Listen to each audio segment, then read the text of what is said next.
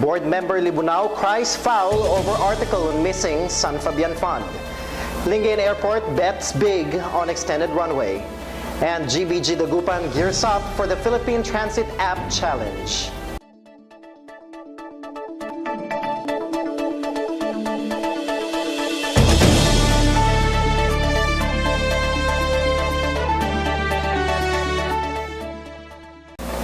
I'm EJ Dangla, good evening.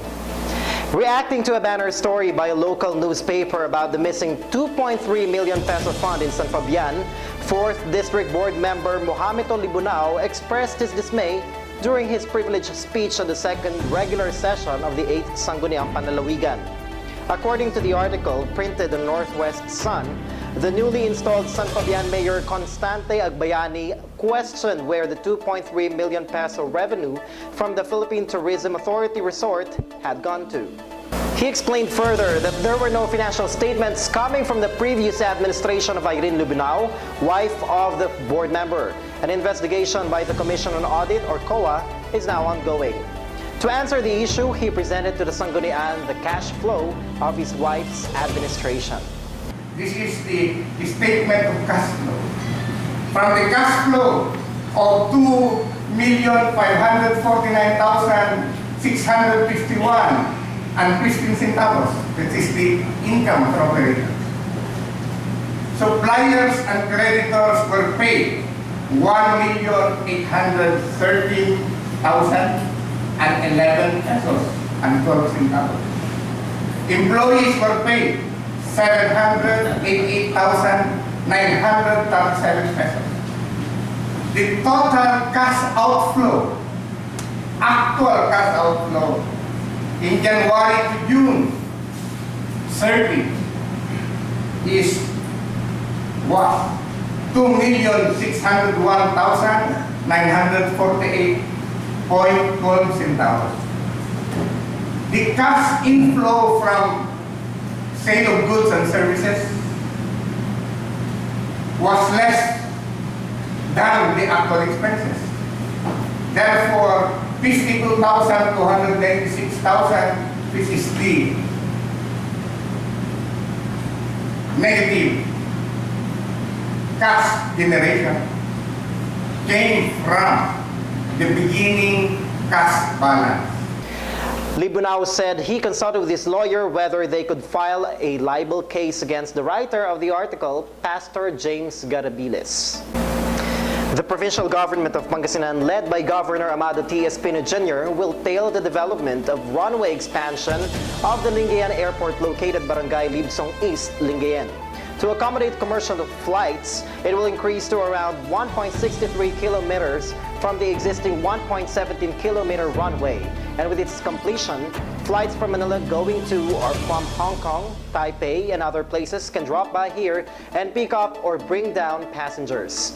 From Lingayen, the people of Pangasinan can also ride a trip to Manila. Provincial Planning and Development Officer Benito Pizarro said that this venture will actually trigger the growth of businesses, increase tourist arrivals, and spur tourism and economic development of the province. With the presence of Eco-Tourism Zone, which will soon be developed in Barangay Sabangan, Estanza, Malimput, and Cabandanan, more job opportunities will be given to its people. Aside from providing jobs, Governor Espino is essentially eyeing the full swing development of the airport, seaport, and the Eco-Tourism Zone as part of his legacy. The Google Business Group of Dagupan City is now preparing for the newest project of the Department of Transportation and Communications. Here's my report. The Google Business Group, or GBG Dagupan, together with deans and heads of information technology departments of various schools, gathered yesterday as they discussed the Philippine Transit App Challenge. It is a competition hosted by the Department of Transportation and Communications, or DOTC, in partnership with the Metropolitan Manila Development Authority, or MMDA, and the Cebu City Government. J.R. Padilla, co-manager of GBG, said that though it wouldn't be certain that the transit app would lessen traffic jams in the country, it would at least give the people other options to avoid problems in their daily commute. If it's not too late, but it's just the right time, because we used to be at par with our Southeast Asian neighbors in terms of economics and technology and what have you. And I think it's about time that we moved up the chain and we upped the ante, so to speak. He added that problems in directions and schedules of public transport will also be addressed by the app. IT students, graduates, and experts are invited to join the competition either as a solo contestant or as a team. A real challenge for the whole community, for the AMA Computer College or the AMA education system itself. We have started a lot of projects with regards to these applications. Hopefully, we could, in any part, in any way, we could contribute to this advocacy. Everyone interested can register through the Philippine Transit App Challenge website, philippine-transit.hackathome.com, where the background of the challenge, steps and guidelines as well as the schedule are also posted. EJ Dangla, Pangasinan Watch.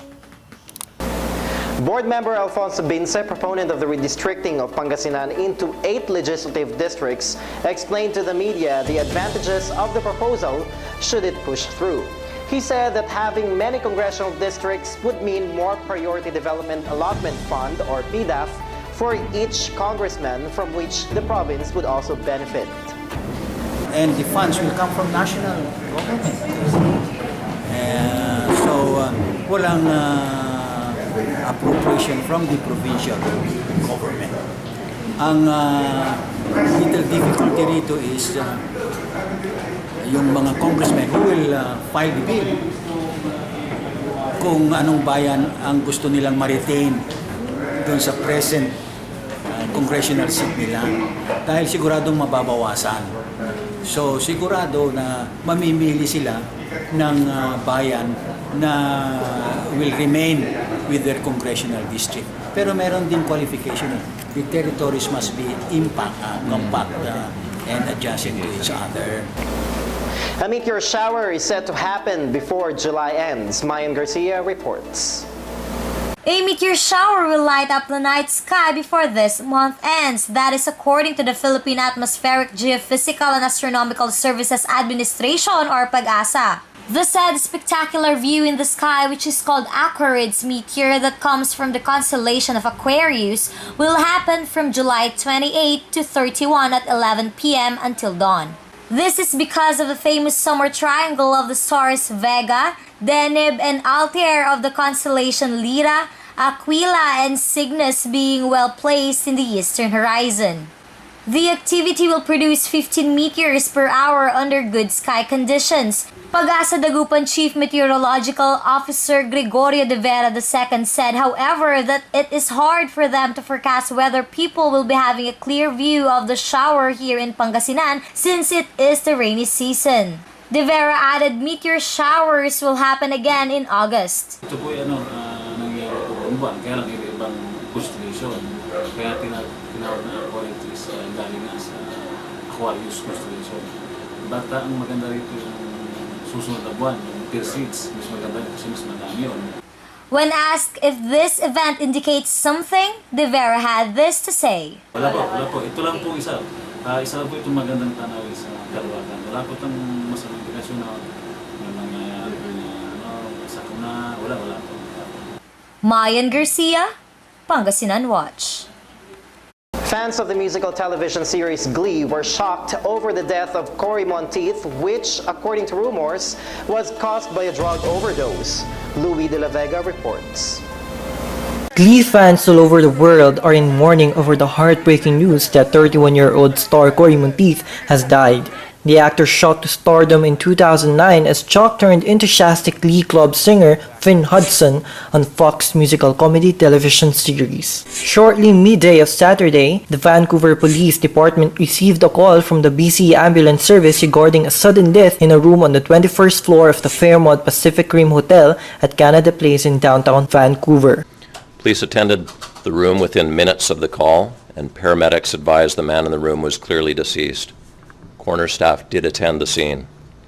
The deceased has been identified as 31-year-old actor Cory Monteith, who achieved great fame on the popular TV series Glee. British Columbia Chief Colonel Lisa Lapointe said at a news conference that police and paramedics have found no signs of foul play and the cause of death was not immediately apparent. Monteith has been battling substance abuse and had a stint in rehab last April. In response to rumors about whether Monteith had died of a drug overdose, Vancouver Police Department said only notified family members were allowed to know. The show left a statement on its Facebook and Twitter page saying, "On behalf of the 20th Fox Television and Fox Broadcasting Company, we are deeply saddened by this tragic news. Corey was an exceptional talent and an even more exceptional person. He was a true joy to work with, and we will all miss him tremendously.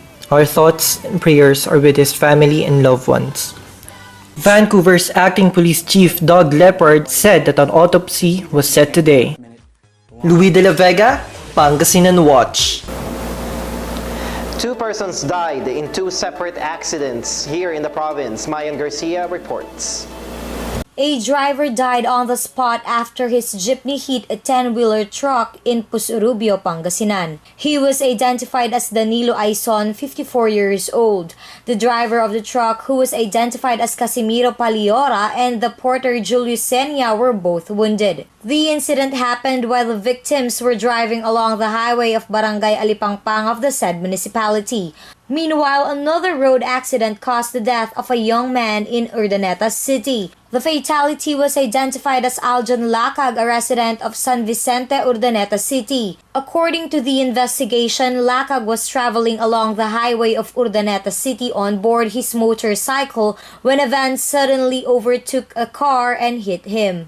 The family of the victim filed a case against the suspect. Mayan Garcia, Pangasinan Watch. And that was today's latest news and information in the province of Pangasinan. I'm AJ Dangla, and this is Pangasinan Watch of Top TV Global, broadcasting from Pangasinan to the world.